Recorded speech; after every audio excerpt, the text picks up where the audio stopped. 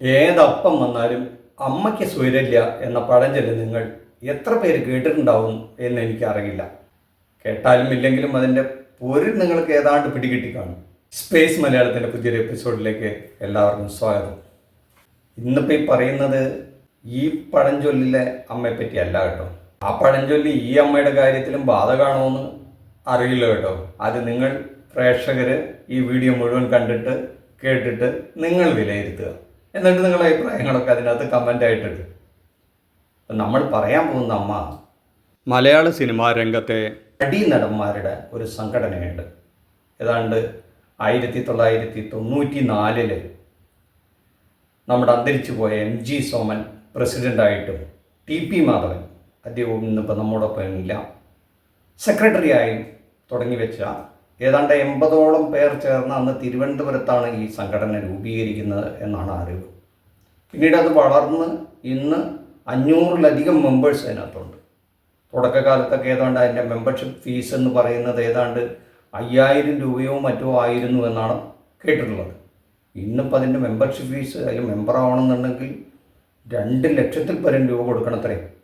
Covid മുമ്പ് വരെ അത് ഏതാണ്ട് 1 ലക്ഷം രൂപയായിരുന്നു. കോവിഡിന് ശേഷം അത് 2 ലക്ഷം രൂപയോളം ആക്കി വർദ്ധിച്ചു. അതാണ് അതിൻ്റെ മെമ്പർഷിപ്പ് ഫീസ് എന്ന് പറഞ്ഞാൽ ഏതാണ്ട് ലൈഫ് മെമ്പർഷിപ്പാണ്. അങ്ങനെ ലൈഫ് മെമ്പർഷിപ്പ് എടുക്കുന്നവർക്കാണ് അതിൽ മത്സരിക്കാനും അതിൻ്റെ ഭാരവാഹി സ്ഥാനങ്ങളിലേക്കൊക്കെ മത്സരിക്കാൻ പറ്റുള്ളൂ. അപ്പോൾ അന്ന് 30 വർഷത്തോളം അതിനൊരു പാരമ്പര്യമുള്ള സംഘടനയാണ്.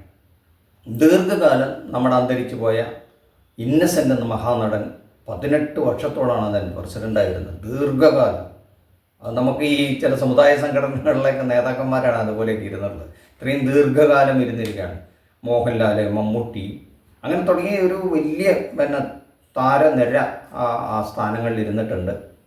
അപ്പോൾ അന്നൊന്നും നമ്മൾ ഈ താരസംഘടനയുടെ തിരഞ്ഞെടുപ്പും മറ്റുമൊന്നും വലിയ വാർത്തകളായിരുന്നില്ല. എവിടെയെങ്കിലും തിരഞ്ഞെടുപ്പ് കഴിയും ഇന്നസെൻറ്റിനെ തിരഞ്ഞെടുത്തു എന്ന് കേൾക്കും. പക്ഷേ ഇപ്പോൾ ഈ ഓഗസ്റ്റ് 15-ാം തീയതി നടക്കാൻ പോകുന്ന ഒരു ഭാരവാഹികളുടെ തിരഞ്ഞെടുപ്പുണ്ട്. വലിയ വിവാദങ്ങളൊക്കെയാണ് അത് തിരികെ കൊടുത്തിരിക്കുന്നത്. മാധ്യമങ്ങളൊക്കെ അത് വലിയ കൊണ്ടാടുകയാണ്. സോഷ്യൽ മീഡിയയിലൊക്കെ അതിനെപ്പറ്റി നിരവധി വാർത്തകളാണ് പ്രചരിക്കുന്നത്. അതിനെന്താ അതിൻ്റെ ഒരു ബാക്ക്ഗ്രൗണ്ട് എന്ന് മനസ്സിലാക്കണം.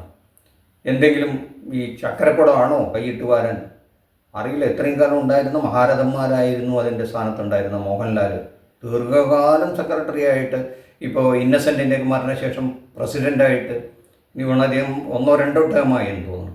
അപ്പോൾ ഇനി വയ്യ മറ്റാരെങ്കിലും നോക്കട്ടെ എന്നുള്ള ഒരഭിപ്രായത്തിൽ അദ്ദേഹം പിൻവാങ്ങുകയാണ് പറയുന്നത്. അപ്പോൾ അദ്ദേഹം പറഞ്ഞത് താല്പര്യമുള്ളവരൊക്കെ മത്സരിക്കണം, പുതിയ ആൾക്കാർ വരണം, ഈ സംഘടനയെ മുന്നോട്ട് കൊണ്ടുപോകണം എന്നാണ് അദ്ദേഹത്തിൻ്റെ അഭിപ്രായം. അത് കേട്ടതും ഏതാണ്ട് 17ഓളം സ്ഥാനങ്ങൾക്ക് വേണ്ടി 74 മറ്റോ നോമിനേഷനാണ് അത്ര കിട്ടിയത്. President, vice president, secretary, joint secretary, പിന്നെ അങ്ങനെ തുടങ്ങിയ ട്രഷറർ, അങ്ങനെ പോയി ഒരു എക്സിക്യൂട്ടീവ് മെമ്പേഴ്സ് തുടങ്ങിയ സ്ഥാനത്തേക്കൊക്കെ നിരവധി ആൾക്കാരാണ് മത്സരിക്കുന്നത്. ജഗദീഷ്, അങ്ങനെ കുക്കു പരമേശ്വരൻ, രവീന്ദ്രൻ, ചേർത്തല ജയൻ, ഇങ്ങനെ ഒരു പരമ്പരയുണ്ട്. എടുത്ത് പറയാൻ നമുക്ക് ഒരുപാട് പേരുണ്ട്. നടന്മാരൊക്കെ മത്സരിക്കുന്നുണ്ട്.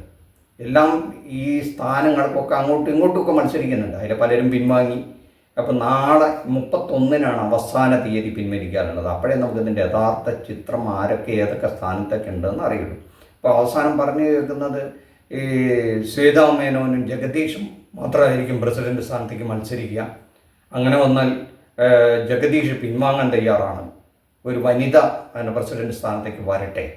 കാരണം അത് പ്രശ്നങ്ങളുണ്ട്. അതിൻ്റെ പഴയകാല കുറച്ച് റീസെൻ്റായിട്ട് ചില സംഭവ വികാസങ്ങളൊക്കെ അത്തരം ഒരു തീരുമാനത്തിലേക്ക് നയിച്ചു എന്ന് പറയുന്നു. പിന്നെ ബാബുരാജ് വരണമെന്ന് അഭിപ്രായം പറയുന്ന ചിലരുണ്ട്. രവീന്ദ്രനുണ്ട്, ദേവൻ മത്സരിക്കുന്നുണ്ട്. ഇതൊക്കെ ഇത്ര വാർത്തയാകാൻ എന്താ ഇത്ര വിഷയം എന്നാണ് ഞാൻ ആലോചിച്ച് മനസ്സിലാക്കുക. വല്ല അസംബ്ലി ഇലക്ഷനിലോ പഞ്ചായത്ത് ഇലക്ഷനിലോ കോർപ്പറേഷൻ ഇലക്ഷനിലോ ഒന്നും കാണാത്ത വീറും വാശിയൊക്കെ ഇതിനകത്ത് ഈ മാധ്യമങ്ങളും കൊടുക്കുന്നു എന്നുള്ളതാണ് ഇതിന് കഷ്ടമായ സ്ഥിതി.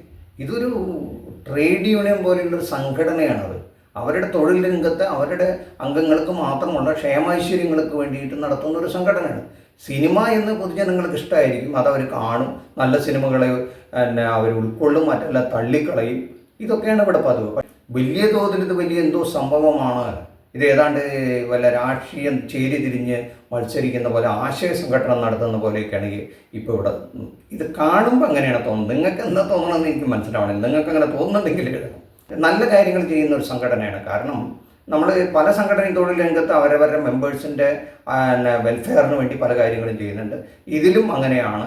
അവർ പ്രത്യേകിച്ചും ഇതിൽ ഏതാണ്ട് ഞാൻ മനസ്സിലാക്കുന്ന 140ഓളം പേർക്ക് എല്ലാ മാസവും 5000 രൂപ വെച്ച് ഈ സംഘടന ഈ കൈനീട്ടം എന്ന പേരിൽ കൊടുക്കുന്നുണ്ട്.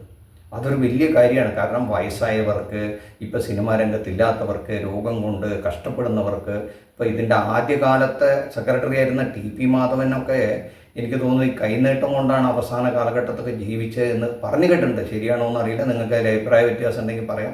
നിരവധി പേര്, ഇപ്പോൾ ജഗതി ശ്രീകുമാറിന് വരെ അധികം സിനിമാ രംഗത്തൊന്നുമില്ല, സുഖമില്ലാതെ കിടപ്പാണ്, അദ്ദേഹത്തിന് വരെ 5000 രൂപ കൊടുക്കുന്നുണ്ട്. അങ്ങനെ ഒരുപാട് പേരുണ്ട്. ലിസ്റ്റ് ഒക്കെ അവൈലബിൾ ആണ്. അപ്പോൾ നോക്കിയാൽ നമുക്കറിയാം പലരും സിനിമയില്ലാത്തവരാണ്. ഇതിലെ കുറച്ച് പേര് മാത്രമാണ് വലിയ കോടിക്കണക്കിന് രൂപ കയ്യിൽ വെച്ചിരിക്കുന്നത്. അതിന് ട്രേഡ് യൂണിയൻ അല്ലാത്തത് ചാരിറ്റബിൾ ഇൻസ്റ്റിറ്റ്യൂഷൻ അനുസരിച്ചാണ് ഇത് രജിസ്റ്റർ ചെയ്തിരിക്കുന്നത്. ഇതിൻ്റെ പല മുതലാളിയും തൊഴിലാളിയും ഒക്കെ ഇതിൽ പലരുമാണ്. ഇതിൽ തൊഴിലാളിയും മുതലാളിയും ഒരേ സമയം ഇവരിൽ പലരുമുണ്ട്. കാരണം ഇതിലെ പല പ്രൊഡ്യൂസേഴ്സും ഇതിലെ നടന്മാരാണ്. അതുകൊണ്ട് തന്നെ ഈ സിനിമയിൽ ചുറ്റിപ്പറ്റി നിൽക്കണമെങ്കിൽ ഈ വലിയ വൻ താരങ്ങളെ ആശ്രയിച്ച് നിന്നാൽ മാത്രമേ പറ്റൂ.